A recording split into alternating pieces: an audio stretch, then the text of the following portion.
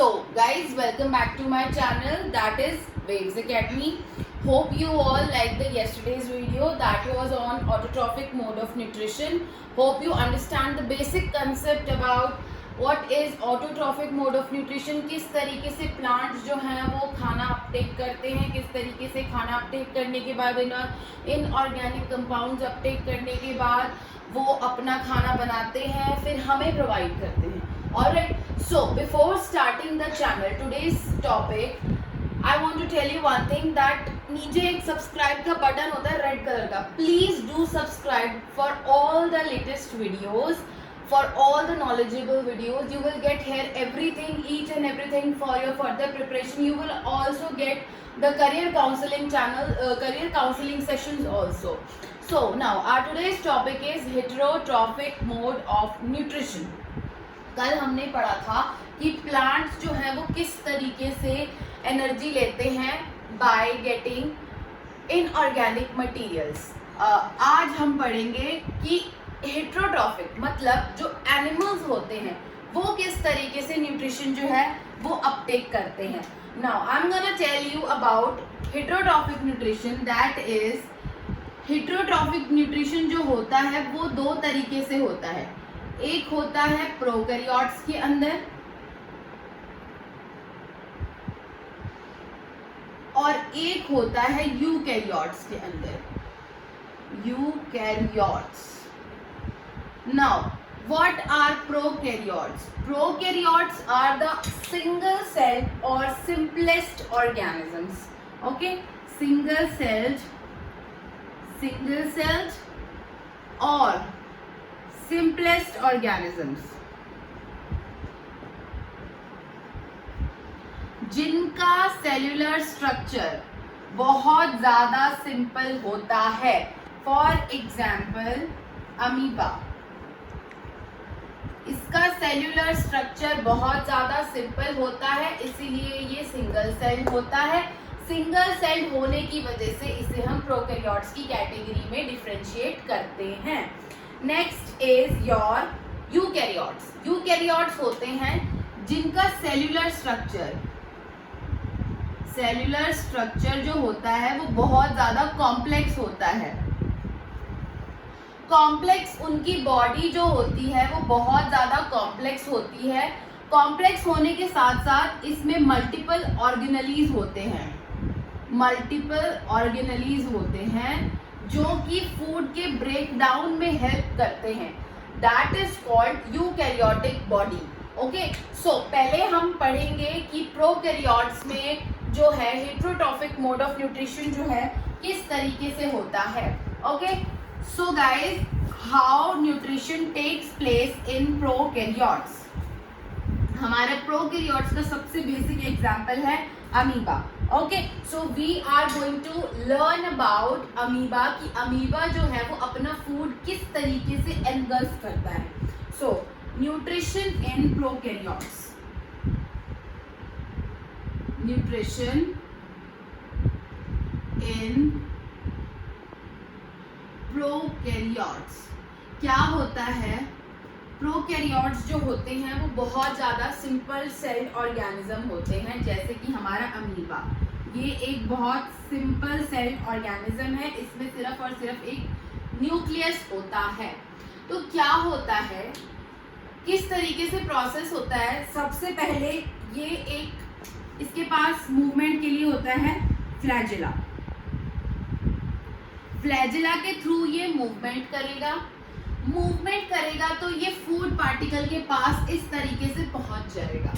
ठीक है, next step में क्या होगा, जब ये फूड पार्टिकल के पास बहुत सिंपल तरीके से पहुंच गया तो ये ना एक छोटे से फिंगर लाइक प्रोजेक्शन बना लेगा इस तरीके से. ये जो इसके फॉल्स फीट होते हैं स्यूडोपोडिया, इसके फॉल्स फीट से ये फिंगर लाइक प्रोजेक्शन बना लेगा इस तरीके से.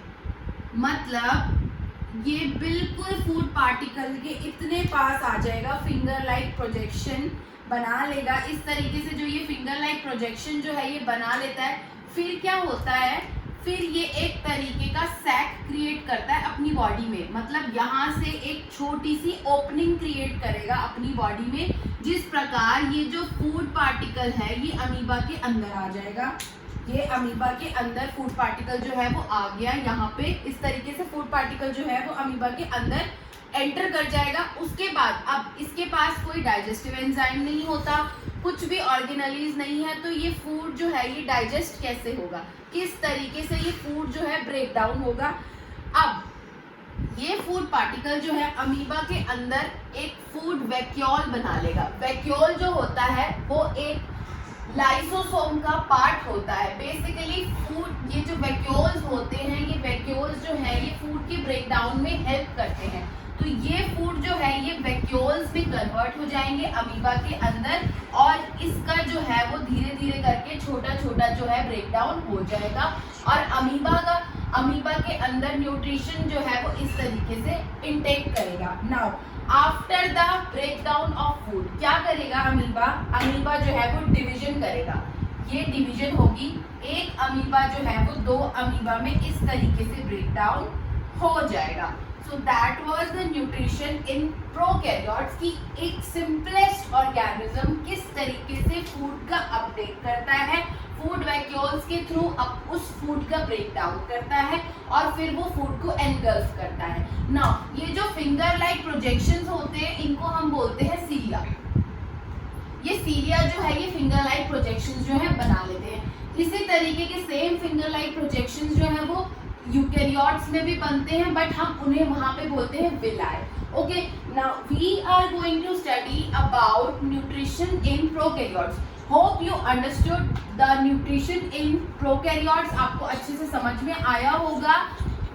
Now we are going to study about nutrition in eukaryotes. First of all हम ये समझेंगे कि यूकैरियोट्स क्या होते हैं। यूकैरियोट्स होते हैं हायर ऑर्गेनिज्म, मतलब जैसे जैसे हमारी हायरार्की जो है वो बढ़ती जाती है, प्रोकैरियोट्स से हायर प्रोकैरियोट्स, हायर प्रोकैरियोट्स से लोअर यूकैरियोट्स, लोअर हमारी हायरार्की इस तरीके से चलती है। प्रोकैरियोट्स से फिर बनेंगे हमारे बनते हैं हायर प्रोकैरियोट्स,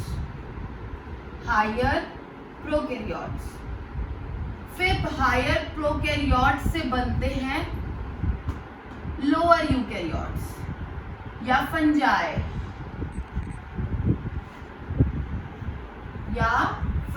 बनेगा, और फंजाई से बनेगा हायर यूकैरियोट्स।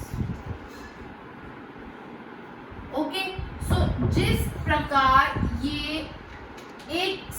एक लेवल बढ़ता जाता है ऑर्गेनिजम्स का, उस प्रकार कॉम्प्लेक्सिसिटी जो है वो और ज़्यादा बढ़ती जाएगी।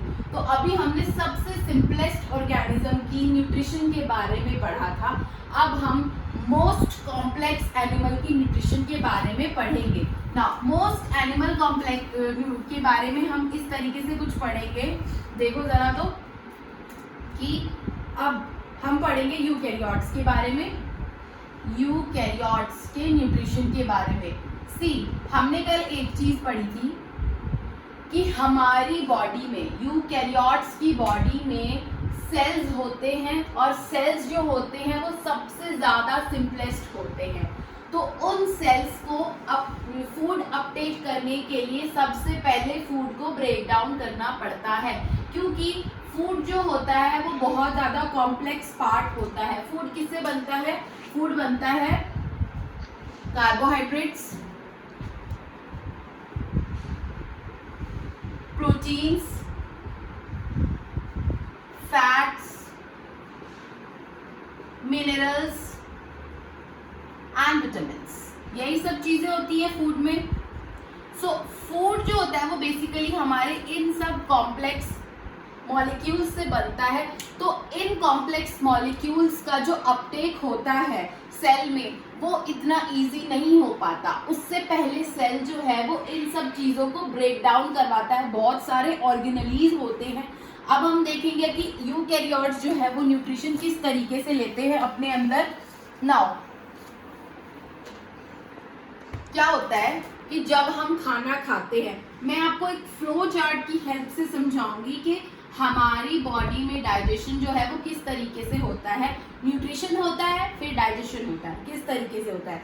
सबसे पहले क्या होगा, फूड लिया हमने, food we are eating, mouth से डाइजेशन स्टार्ट होती है ऑलवेज। फर्स्ट स्टेप हमने खाना खाया, second step digestion starts with into the mouth. कैसे होती है, देखो हमने खाना खाया, हमने खाना खाते ही उसको च्यू करना शुरू किया। जब हमने उसको च्यू करना शुरू किया तो हमारे माउथ में एक लिक्विड प्रेजेंट होता है जिसको हम सलाइवा बोलते हैं। ऑलराइट, इस सलाइवा में बहुत सारे एंजाइम प्रेजेंट होते हैं, लेकिन एक की एंजाइम होता है। की एंजाइम को मैं ऐसे स्टार से डिनोट करूंगी, जिसे हम बोलते हैं सैलिवरी अमाइलेज। Salivary amylase.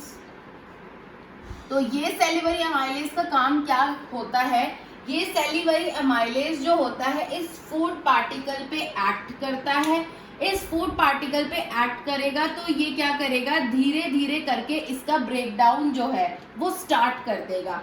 मतलब हमारे फूड का जो ब्रेकडाउन स्टार्ट होता है वो हमारे माउथ से स्टार्ट होता है। हमारे टीथ क्या करते हैं, हमारे टीथ जो है इस फूड पार्टिकल को बहुत सॉफ्ट बना देते हैं, प्लस उसमें हमारा सलाइवा जब मिक्स हो जाता है तो वो फूड पार्टिकल्स जो है वो और ज़्यादा सॉफ्ट हो जाते हैं। ठीक है, अब ये जाते हैं हमारे फूड पाइप के थ्रू। फूड पाइप में एक कैनाल होती है, हमारी जो कैनाल होती है वो बहुत ज़्यादा सेंसिटिव होती है, तो इसीलिए ये रीज़न होता है सैलिवरी अमाइलेज का कि वो कैनाल के थ्रू जब पास ऑन करवा रही है तो कैनाल जो है उसको कुछ हार्म ना हो। Then food particles, then small food particles, then food small particles will pass from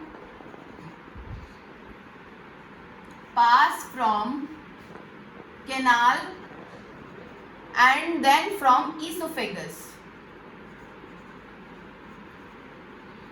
वो ईसोफेगस से पास ऑन करते हैं, कहाँ जाएंगे, वो डायरेक्टली जाएंगे स्टमक के पास, स्टमक के पास जाएंगे। नाउ अब पहुंच गए स्टमक के पास। स्टमक एक बहुत बड़ा ग्लैंड होता है, सॉरी ग्लैंड नहीं, एक बहुत बड़ा स्पेस होता है हमारी बॉडी में। ठीक है, स्टमक का जो बिहेवियर होता है, स्टमक जो होता है वो एसिडिक इन नेचर होता है, एसिडिक इन नेचर। इसमें बहुत सारे एसिड्स प्रेजेंट होते हैं। क्यों प्रेजेंट होते हैं मैं अभी बताऊंगी। For example HCl, hydrochloric acid जो है, इस तरीके के एसिड्स प्रेजेंट होते हैं। क्या काम होता है इन एसिड का, सी ऊपर से जो फूड आ रहा होता है, कैनाल से जो फूड आएगा ईसोफेगस से ट्रेवल करेगा, स्टमक के पास जाएगा, वो पूरी तरीके से डाइजेस्ट नहीं हुआ होता है सैलिवरी अमाइलेज के थ्रू। मतलब उस फूड का पूरी तरीके से ब्रेकडाउन नहीं हुआ होता। तो ये HCl क्या करता है, HCl का काम होता है कि उसके अंदर जो present carbohydrates, fats, proteins and heavy particles, इन सब का ब्रेकडाउन करवाएगा। ठीक है, फिफ्थ स्टेप क्या होता है, फिफ्थ स्टेप ये होता है कि ये एसिड जो है इस फूड पे एक्ट करेगा, और जब एक्ट करेगा तो इस कंप्लीट फूड का जो कि कार्बोहाइड्रेट्स होते हैं, फैट्स होते हैं, प्रोटीन्स होते हैं और हेवी पार्टिकल्स होते हैं, इनका ब्रेकडाउन जो है वो करवा देगा। अब स्टमक में हो गया ब्रेकडाउन हो गया। अब ब्रेकडाउन होने के बाद हमारा फूड का नेचर कैसा होगा, हमारा फूड जो होगा वो एसिडिक इन नेचर हो जाएगा। दूसरी बात, हमारी स्टमक में कुछ इनर म्यूकस लाइनिंग होती है। इनर म्यूकस लाइनिंग का काम क्या होता है, इनर म्यूकस लाइनिंग जो है वो इस एसिड अटैक से बचाती है कि हमारी स्टमक जो है वो खराब ना हो जाए, उसमें अल्सर्स ना हो जाए। इसीलिए हमारी स्टमक जो होती है वो इनर म्यूकस लाइनिंग से पूरी की पूरी फिल्ड होती है, सो दैट कि एसिड का एक्शन ना हो और हमारे स्टमक में अल्सर्स ना हो। ठीक है, this is the reason why we are feeling कभी कभी हमें एसिड अटैक्स बनने शुरू हो जाते हैं हमारी बॉडी में, कभी कभी एसिड गट हमारी एसिडिक होने लग जाती है। दिस इज द रीजन कि हमारी गट जो है वो एसिडिक होती है, क्योंकि हमारी बॉडी का जो डाइजेशन होता है वो प्रॉपर नहीं हो पाता, इसलिए हमें बार बार एसिड जैसे फील होने लग जाता है। ओके, नाउ अब मैं आपको बताऊंगी इस एसिड फूड का क्या होता है। स्टमक तक पहुंच गया फूड, स्टमक के बाद फूड जो है 7 स्टेप है, स्टमक के बाद कहाँ जाता है, स्टमक के बाद वो जाएगा स्मॉल इंटेस्टाइन के पास, स्टमक के बाद वो जाएगा स्मॉल इंटेस्टाइन के पास। स्मॉल इंटेस्टाइन में कंप्लीट डाइजेशन होता है फूड का, पूरा का पूरा डाइजेशन जो होगा, कंप्लीट डाइजेशन वो यहाँ पे होगा। बेसिकली स्टमक में जो स्मॉल इंटेस्टाइन प्रेजेंट होती है, स्मॉल इंटेस्टाइन का जो पीएच होता है वो एल्कलाइन इन नेचर होता है। एल्कलाइन क्यों होता है भाई? अब हम स्टमक से आने वाले एसिडिक फूड को नहीं खा सकते, हमें एसिडिटी हो जाएगी, हमारा स्टमक जो है वो बर्बाद हो जाएगा, हम जिंदा ही नहीं बचेंगे। इसीलिए स्मॉल इंटेस्टाइन के पास इसीलिए जाता है क्योंकि उसका पीएच जो होता है वो एल्कलाइन होता है। एल्कलाइन होने के साथ साथ वो बेसिसिटी को, वो एसिडिटी को रिमूव कर देता है, मतलब वो फूड को बेसिक बना देता है, इतना बेसिक बना देता है कि हम खा सके। उसका पीएच जो है वो बढ़ा देता है, ठीक है, कम पीएच से स्मॉल इंटेस्टाइन जो है वो बढ़ा देगा। फिर क्या करेगा, हमारे जो प्रोटीन्स होते हैं, कुछ हमारे कॉम्प्लेक्स प्रोटीन्स होते हैं जिन्हें हम बोलते हैं ग्लोब्यूलर प्रोटीन्स, ये बहुत ज्यादा हैवी पार्टिकल्स होते हैं। इन हैवी पार्टिकल्स का ब्रेकडाउन होता है कहाँ पे?